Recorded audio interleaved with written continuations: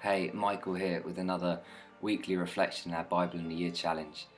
This week we've mostly been reading the story of Abraham, and one thing that stood out to me as we've read it is just how human Abraham and his family are. You know, they struggle to trust in God, and they have loads of arguments with one another, and they keep making mistakes, and we're reading it thinking, what are you doing? And just in the midst of all of their brokenness and their humanity and sometimes stupidity, God continues to be faithful to them and love them and work with them and walk with them. And I've just found that remarkable and wonderful, really. Probably one of the standout moments in the whole story is when Sarah has decided she's never going to have a son for Abraham. So she gives him her servant girl, Hagar, and says she'll give you a son instead.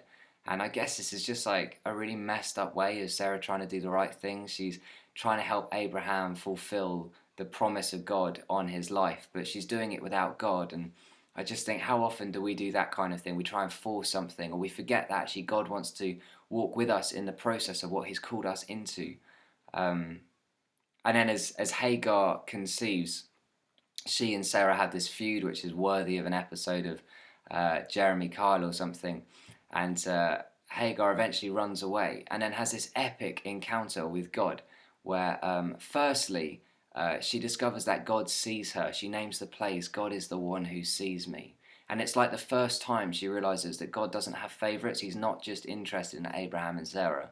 He's interested in her too. She has a place in his heart, in his story.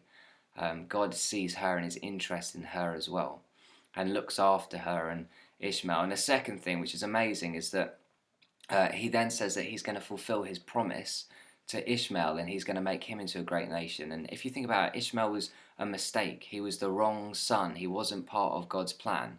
And yet God says, no, you know what? This is how things are now. I'm going to work with that. I'm going to love that. I'm going to choose to bring goodness and fruit out of this mistake. And his faithfulness goes beyond the error that actually Abraham and Sarah made themselves.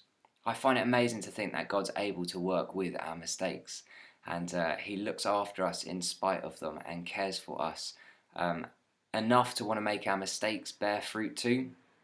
We've just finished reading Job, and one of the things that happens in that book is God reminds Job that actually running the universe is quite a complicated thing, and it's actually because of us, like humans, we're messy, we make mistakes all the time, we complicate things, and yet God chooses to operate within the way that we complicate stuff and try and still make all things work for the good of those who love him and those who are trying to follow him.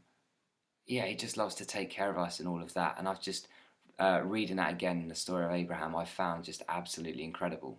So that's been my reflections from this week. We'd love to know yours. Maybe comment on the video below, send us an email. But yeah, let's keep reading, let's keep discovering more of God, and let's keep sharing what we're learning as we're working through his Bible in 1 year.